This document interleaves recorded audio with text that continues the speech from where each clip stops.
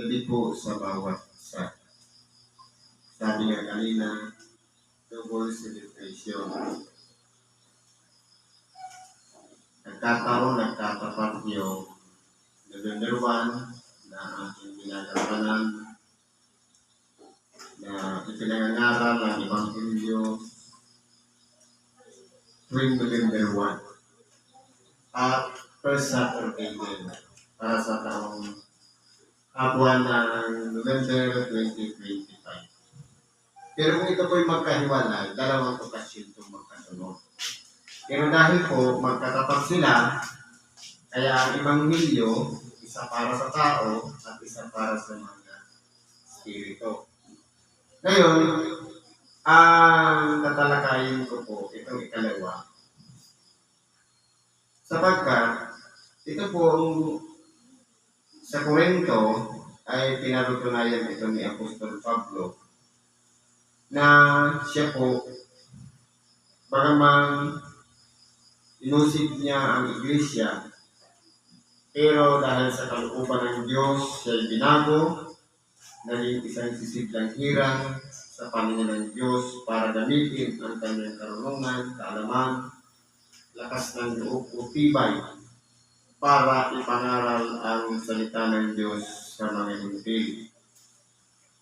Dahil po, kumbaga sa qualification ng pangangaral, si Apostol Pablo po kasi malakas ang loob. Kasi imagine, humingi siya ng kasulatan para lamang takpin ang lahat ng sumasambit sa pangalan ng dakilang Panginoon. Yung katitikan na yun ang pinaghuhugutan niya ng lakas para usigin ang iglesia. Dahil nakita ng Diyos na tapat si Saulo o Pablo sa kanyang pagganap, nakita niya may potensyal ang tao ito para gamitin, para maging isang sisidlang hirang sa paningin ng Diyos, para yung kanyang karunungan, kaalaman, lakas ng loob o tibay man, ito'y magamit sapagkat siya lang ang kwalipikado para ipangaral ang salita ng Diyos sa mga Hintil. Kasi po noon, kahit man si Simon Pedro, kapag hindi po kauri, kapag hindi Hudyo, ayaw niya pong kausapin. Kaya nga, ano ang naging pagitan kay Simon Pedro? Isang lambat ay kangay bumababa galing sa langit na nandoon lahat ng mga hayop. Ang sabi ng isang tinig, habang ito'y nasa harapan ni Pedro, magpatay ka at kumain. Anong sagot ni Simon Pedro? Panginoon, kahit kailan hindi pa pumasok sa aking bibig ang magbagay na karuban-duman. Ibig sabihin, ang paningin ni Pedro sa mga Hintil ay isang karuban-duman, walang puwang sa paningin ng Diyos. Si Pedro umayaw, pero po si Apostol Pablo malakas ang loob, nanindigan siya para siya na ngayon ang maging tagapangaral sa mga Hintil.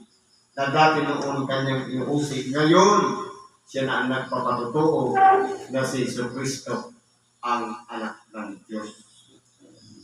Kaya sabi dito, itaas natin para makuha natin yung sustansya. Sabi sa 15:1, ngayon, ipinatatalas ko sa inyo mga kapatid, ang Ebanghelyo na sa inyo'y aking ipinangaral. Ngayon po, hindi baga may pagkakataon tayo o oras na ibinibigay para magsimba.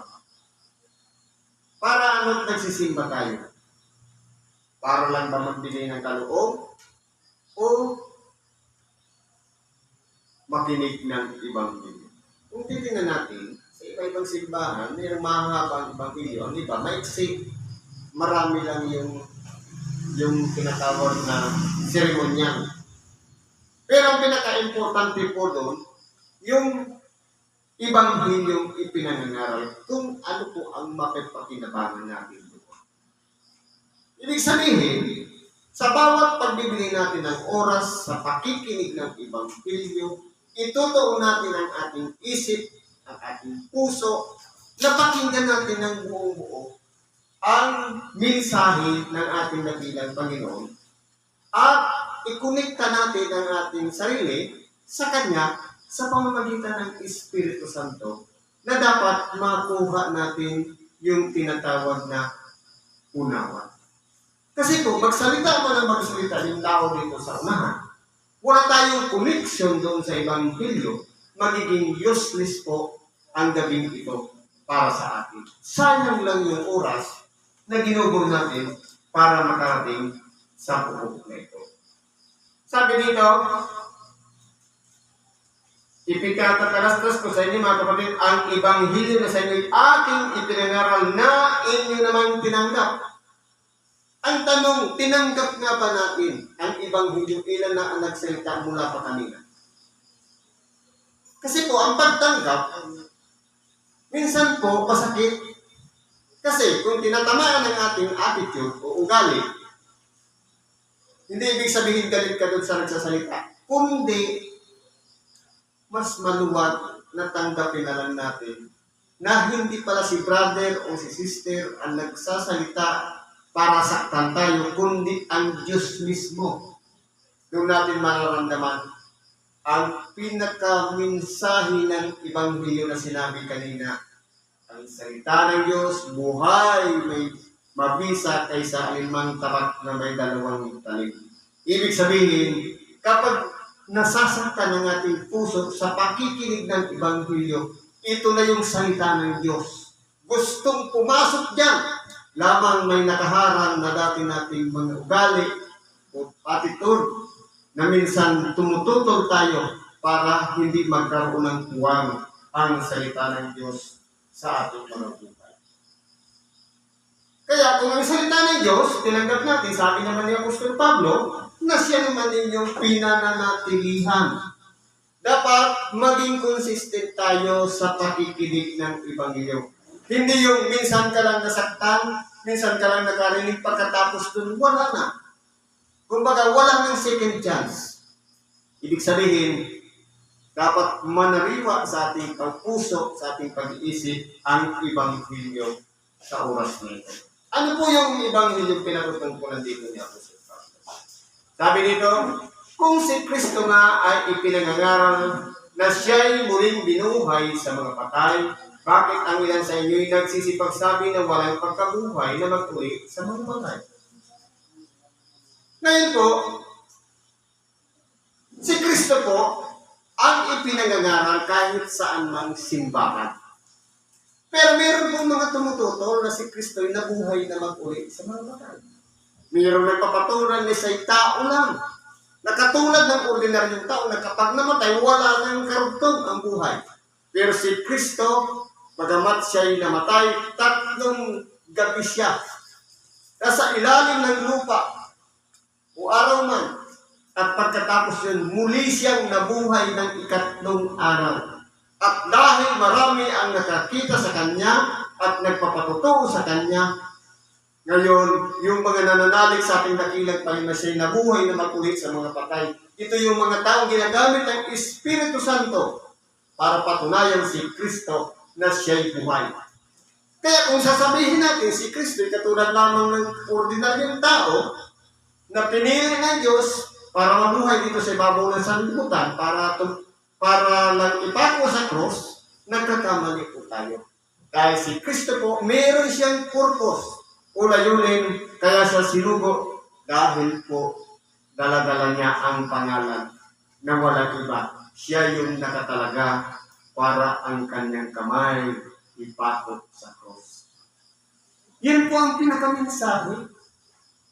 Ibig sabihin, hindi po kwento lang ang pangyayari sa ating dakilang Panginoon, kundi yung sakripisyong inalay niya, na ipinako siya sa krus, maraming palo siyang dinanas, at nung sinibak na ang kanyang tagiliran nung siya'y namatay na. Yung dugong dumali na yun, ito po ang nakuugnay sa bawat isa sa atin, na kasama na pala tayo doon sa pinatawad ng Diyos dahil sa dugong dumaloy sa tagiliran ng ating dakilang Panginoong Jesucristo nung siya'y nakabayubay sa krus, nung siya'y namatay na. Kaya kung titingnan po natin, mga kapatid, si Kristo ipinangangaral, pero meron pong hindi sumasang-ayon. Kahit ngayon, karamihan sa mga tagapangaral ngayon, nangangaral hindi naman talaga ang purpose para sa kaligtasan ng tagapakinig, kundi para magpayaman. Na walang iba ang punteriya laman ng bulsa ng tagapakinig at tagasunod.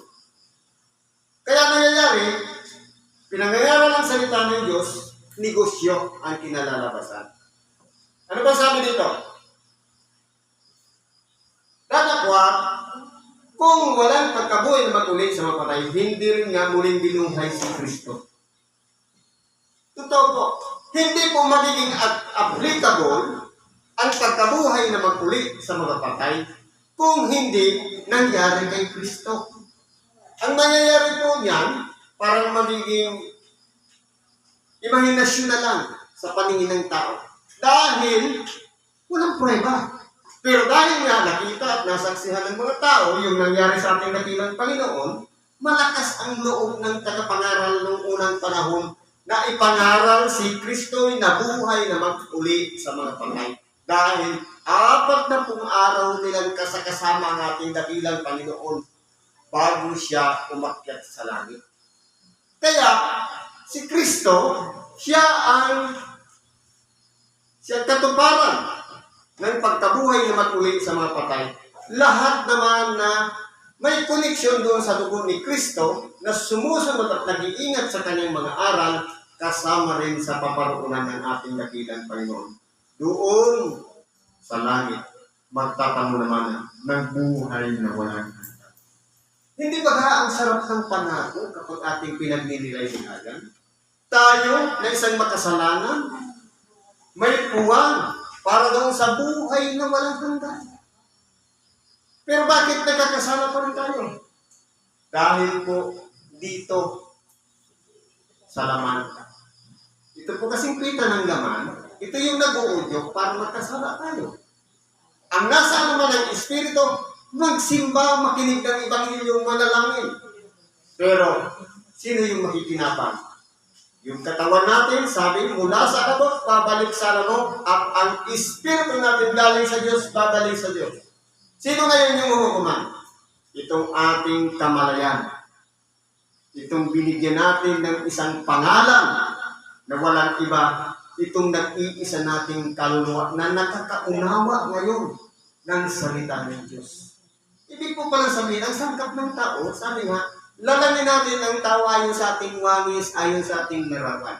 Paano na ihawig o na ipariha sa Diyos? Naging kahawig at larawan ng Diyos ang tao.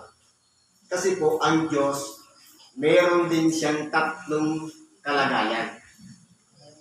Espiritu, siya'y sinasamba natin sa Espiritu, at nagkatawang tao, si Kristo, at yung ngayon, nagtuturo sa atin para mas lalo nating maunawaan, mabuksan ang ating kaisipan, Espiritu Santo. Sa makatuwid, kung ang Diyos may 3 kalagayan, ang tao rin naman merong 3 sangkap na naroon sa ating pong pagkatao. Ang Espiritong galing sa Diyos na babalik sa Diyos. Itong katawan natin galing sa labok, babalik sa labok. Ang kaluluwa na yan, ito yung pangatlo na bumubuo sa kalagayan nating mga tao. Kaya po, 3 po yung dapat may connection yan. Kasi po, halimbawa, nagsimba ka, yung katawan mo, dinala mo doon sa simbahan, pero yung isip mo malayo, walang connection kay Kristo. Useless ang pagsimba. Sabi nga, ialay ninyo yung buhay banal. Kalugod-lugod sa Kanya. Ito ang tunay at katampatang pagsamba. Bubuong pagkatao po ang dapat na iniaalay natin. Kasi kung halimbawa, nandito tayo, nakikinig ng Ebanghelyo, pagkatapos nagkukwentuhan o kaya may ginagawa tayo, hindi po natin nabubuo yung tatlong sangkap ng ating pagkatao. Kasi po, balisa yung isip, iba naman yung atensyon ng katawan, gusto matulog, iba naman yung gusto ng ating kaluluwa. Pero sino magbibigay dyan? Yung kaluluwa natin. Kung pumunta tayo dito, pinulugan lang natin, yung kaluluwa natin, wala siyang natutunan. Dahil sarado yung pagtanggap ng salita ng Diyos. Kaya po, si Kristo ipinangangaral dahil siya po ang nagpapatutuo kasama ng kanyang mga alagad na binuhay na mag-uli sa mga patay. Sabi dito, at kung si Kristo ay hindi muling binuhay, ay walang kabuluhan nga ang aming panangaral. Ito po, kung si Kristo hindi nabuhay na mag-uli sa mga patay, useless yung mga preacher. Kasi po, wala silang proof o patunay na kaya pala nila ipinangangaral ng si Kristo dahil naging pangunahing bunga siya na makulit sa mga patay. Imagine nung unang panahon, sino po yung mga propeta ang ipinangangaral patungkol lahat sa Diyos na Ama. Pero nung ipinanganak si Kristo na mismo ang nangaral, isinaayos yung mga kautusan. At meron din siyang mga aral na itinuwid yung para mas lalong maunawaan ng tao. Kung yung 10 utos na hirapan ng taong sumunod, ginawa niya na lang 2 na binubuo sa isang salita. Ano yung 2? Ibigin mo ang Panginoon mong Diyos ng buong lakas ng isip kaluluwa. Pangalawa, ibigin mo ang iyong kapwa katulad ng iyong sarili. Kaya kung anong trato mo sa iyong sarili na ayaw mong nasasaktan, ayaw nalilipasan ng gutom, ayaw nagugutom, nauuhaw, ganun din ang trato natin dapat sa kapwa. Katulad ng ating sarili. Ganun po ang aral. Kaya si Kristo nangaral. At dahil sa kalooban ng Diyos, pinatutunayan naman ng Espiritu Santo, marami naman siyang sinubo ng mga tagapangaral. Andito na yung mga apostol, mga pastor, evangelista, marami pong mga sinubo ang Diyos para mangaral ng salita ng Diyos. Sabi dito, kami ay nasusumpungang mga saksing bulang tungkol sa Diyos sapagkat aming sinasaksihan tungkol sa Diyos na kanyang muling binuhay si Kristo na hindi siya muling nabuhay kung tunay nga ng patay ay hindi muling binuhay. Kaya po, hindi po pinahinaan ng loob maging si Apostol Pablo. Kasi po, hindi nga niya nakita si Kristo. Saan siya nagpakita? Nung papunta na siya sa isang lugar, nung yung binunglag siya, dahil lamang sa pag-uusig sa iglesia. Nagpakilala ngayon si Kristo sa kanya sa pamamagitan ng tinig. Kasi sabi, Saulo, Saulo, bakit mo ako pinag-uusig? Ang sagot ni Saulo, sino ka ba, Panginoon? Ako'y si Jesus na iyong pinag-uusig. Pagkatapos nabulag siya sa liwanag, at pagkatapos puro yun, siya ay ginamit ng Diyos sa pamamagitan ni Ananias, yung ipinatong ang kamay sa kanya, bumalik ang kanyang paningin. At ngayon, nagpapatutuo na siya kay Jesus. Kaya yung dating taga-usig ng iglesia ngayon, taga-pangaral na nagsalita ng Diyos. Kaya po, hindi po siya natakot o pinanghinaan ng loob. Na minsan, parang tinatawag silang mga nasisiraan ng ulo kung nababaliw na. Pero dahil nga, siya ay naging sisiglanghirang sa Diyos, hindi po siya natakot kahit kamatayan man, ginanampanan po niya ang pangangaral ng Ebanghelyo sa mga kapatid. Tuloy natin sa Roda. Sabi dito, yaman, sapagkat yaman sa pamamagitan ng tao'y dumating ang kamatayan. Totoo po. Sa pamamagitan ni Adam, dumating ang kamatayan. Bakit po? Dahil po sa tinatawag na kasalanan. Sabi sa ibang bahagi ng kasulatan, ang kabayaran ng kasalanan ay kamatayan. Ibig sabihin, kung ang bawat tao sa atin dumaranas ng kamatayan dahil hanggang doon lang ang sukdulan ng ating buhay ang kamatayan, ibig sabihin niya, nagbabayad tayo dahil tayo'y isang makasalanan.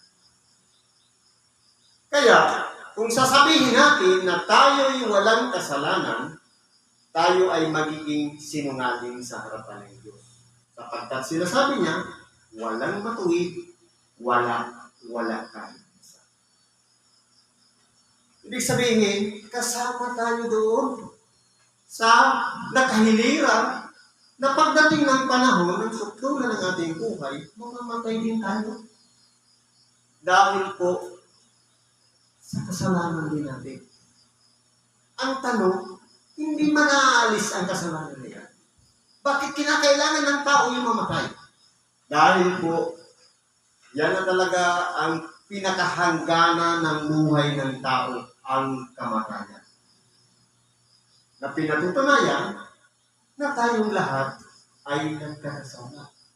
Kahit humingi man tayo ng tawad, minsan, yung hindi na lang pagsabi ng totoo sa anak natin, kasalanan na yun. Yung alam mo nang mabuti, hindi mo pa ginawa sa iyong kapwa, kasalanan pa rin yun. Kaya lahat ng paglabag ay kasalanan. Kaya hindi natin masasabi na ikaw lang ang may sala, ako wala. Lahat tayo ay makasalanan, kaya tayo lahat mamamatay. Pero si Kristo ang naging inspirasyon natin na sa pamamagitan ng kanyang pagkabuhay na mag-ulit sa mga patay, tayo'y umaasam din na kasama tayo doon sa bubuhayin mag-ulit sa mga patay. Ibig sabihin, kinakailangan talaga ang tao mamatay. Sabi nga, maliban na ang butil ng trigo'y mamatay ay hindi siya mabubuhay. Ibig sabihin, tayo yung butil ng trigo. Kapag hindi natin dinanas ang kamatayan, hindi tayo tatanggap ng buhay na walang hanggan. Ganun po yung step by step, kaya kinakailangan ang taong daranas ng kamatayan. Dahil po, sa parang sumpa. Kasi po, dahil sa isang tao, si Adam, ang lahat ay dumating sa kamatayan. Sa pamamagitan din naman ng tao, dumating ang pagkabuhay na mag-uli sa mga patay. Kaya may comparison kay Adam at kay Kristo. Sa pamamagitan ni Adam, ang tao'y nagkasala at papunta sa kamatayan. At dahil naman si kay Kristo na siya'y pangunahing nabuhay na mag-uli sa mga patay, ang tao naman pagkatapos na mamatay ay muling bubuhayin. Kaya ganoon naman po ang magiging resulta ng sarili natin kung ating pinagsisikapan maigi na maikunik ang ating mga buhay doon sa lubog ni Kristo. Ito po ang magliligtas sa atin. Hindi po yung ngayon lang, kundi doon sa hinaharap. Kaya, tumulong lang tayo ng tumulong sa ating kapwa, maglimos tayo, anumang gawang mabuti, para mag-impok tayo ng kayamanan sa langit. At kapag dumating yung oras na tayo bubuhay na mag-uli sa mga patay, meron pa tayong reward na tatanggapin. Kaso, kaaway pa nga lang natin, hindi na natin kinikibuan. Sino ba tayo? Matuwid na ba tayo para hindi natin kibuan ang ating kapwa? Hindi po. Wala tayong makasalanan. Kaya, gawin lang natin kung ano yung nais ng Diyos na dapat natin ginagawa sa ating kapwa. Ayon sa aral ng kanyang bugtong na anak na si Jesucristo. Sabi dito, sapagkat kung paano si Adam ang lahat ay nangamamatay. Hindi nangamatay, nangamamatay. Dahil kay Adam, ang lahat ay patuloy na mamamatay. Sabi naman dito, gayon din naman kay Kristo, ang lahat ay bubuhayin. Kung nagpapatuloy ang kamatayan hanggang ngayon, minsan iba-ibang pamamaraan ng kamatayan, minsan pagdaan sa bus, Minsan, dinadaan sa sakit. Mas magaanggaan pa nga yung dinadaan sa sakit dahil hinihina yung kamatayan eh. Kisa naman yung disgrasya, kausap mo pa lang kanina, malaman mo, patay na. Inatake na pala. Kumbaga, masakit sa loob tanggapin. Pero yung dinaan sa karamdaman, parang mas magaan. Kasi nakita mo eh, dahan-dahan na hina.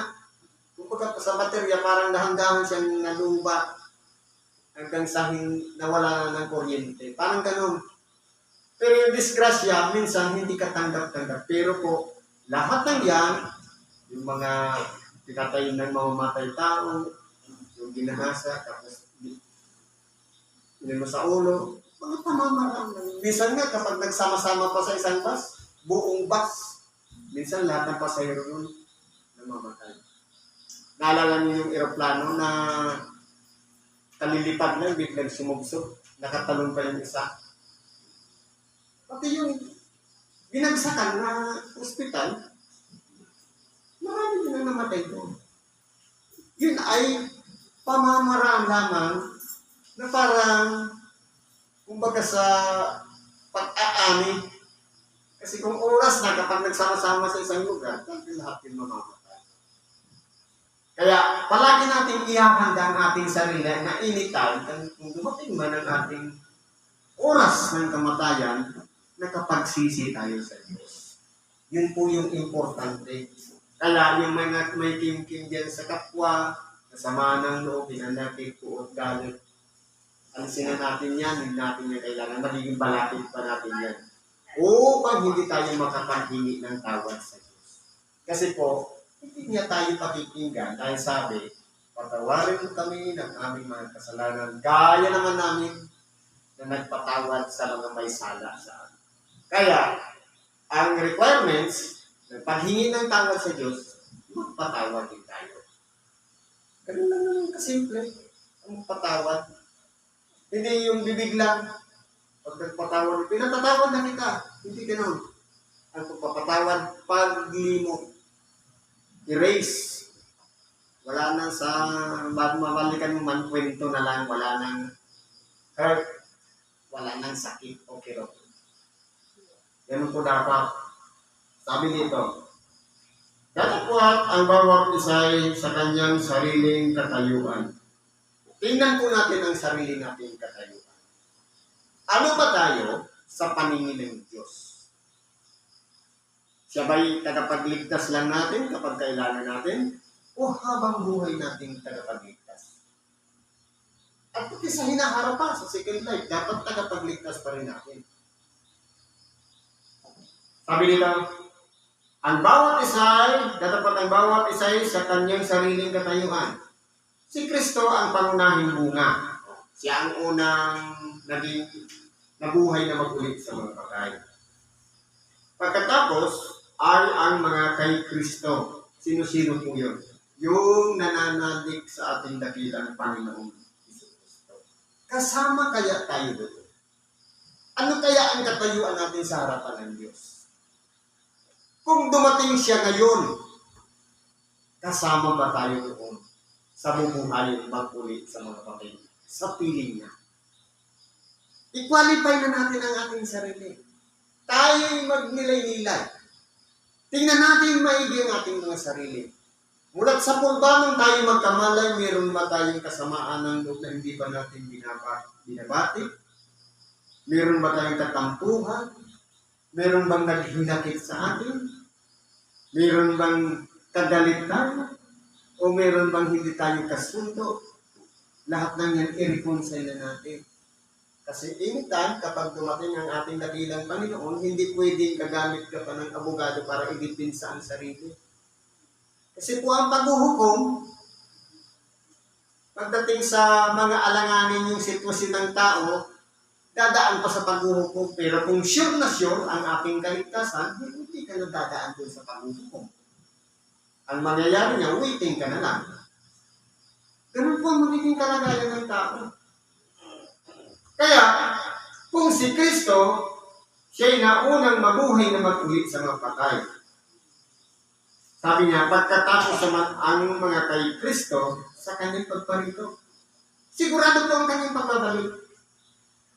Kung magkagayon, darating ang wakas. Pagka ibibigay na niya ang kaharian sa Diyos, sa makatuwid bagay, sa Ama, pagka lilipulin na niya ang paghahari at ang lahat ng kapamahalaan at kapangyarihan. Ibig sabihin, yung mga kapamahalaan, kapangyarihan dito sa ibabaw ng sanlibutan. Kaya nga siya tinawag hari ng mga hari. Panginoon ng mga Panginoon. Ibig sabihin, yung Panginoon dito sa lupa, yung mga boss natin, meron din silang boss, ang ating dakilang Panginoon. Yung mga presidente, yung mga hari na nangunguna sa bawat bansa, siya ang pinakahari ng mga hari. Ang ating dakilang Panginoon. Kaya yan lahat ay lilipulin niya. Ibig sabihin, matitigil na yung pagkahari. Matitigil na yung mga magkakaroon ng magiging amo. Mapuputol na yun.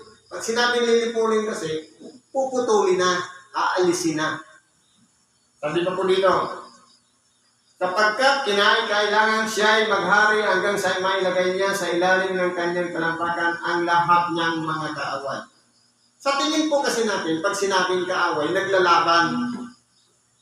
Halimbawa, sino ba ang kaaway natin? Katunayan, hindi naman kapwa, sarili din natin. Kasi po, dahil po sa kasalanan din. Gusto natin magsimba, hindi natin magawa. Ayaw natin gumawa ng mali, pero nagagawa natin dahil sa kasalanan na nananahan sa ating buhay. Kaya po, yan ang nagdadala sa atin at nagkikikayan para magawa ang bagay na hindi dapat natin ginagawa. Yan ang kaaway din natin. Sabi pa po dito, ang kahuli-hulihan, sapagkat kinakailangan siya'y maghari hanggang sa mailagay niya sa ilalim ng kanyang talampakan ang lahat niyang mga kaaway. Ibig sabihin, pasusukuin ngayon sa pangalan ni Kristo. Ang kahuli-hulihan, kaaway na lilipulin ay ang kamatayan. Paano po lilipulin ang kamatayan? Kapag ang tao, kasi po, yung pagbalik ng ating dakilang Panginoon, dalawa po kasing kalagayan. Taong dadatnan niya na buhay pa at taong namatay na. Sabi sa Ezekiel, ang mga taong namatay na, siyempre, ang nagiging kalagayan niya, lumipas ang panahon, nagiging buto.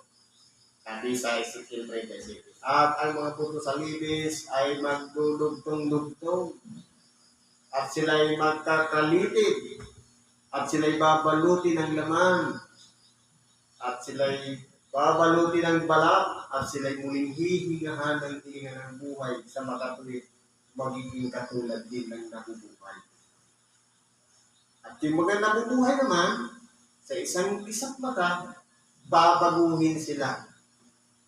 Hindi na yung katulad natin na nagugutom, na uuhaw, natutuyo yung dila sa kasasalita, o napapagod o anuman, kundi sa isang mata, katulad na rin tayo ng mga binuhay na magulit sa mga patay. Sama-sama ngayon tayong sasalubong sa ating dakilang Panginoon. Kung ang mga nangamatay ay binuhay na magulit sa mga patay, at yung mga nabuhay sa isang tunog ng trompeta, binago ang kanilang kalagayan, naging katulad ng binuhay na mag-ulit sa mga patay, niluwalhating katawan. Ibig sabihin, yan ang kahuli-hulihang pinagtagumpayan ng ating dakilang Panginoon, ang kamatayan. Ibig sabihin, lahat na ng kanyang mga nilan mula ng unang panahon hanggang ngayon, hanggang sa kanyang pagbabalik, ay mananaig na ang buhay at hindi na kamatayan. Siguro pa, nandito na lang pakikibahagi natin sa oras na ito.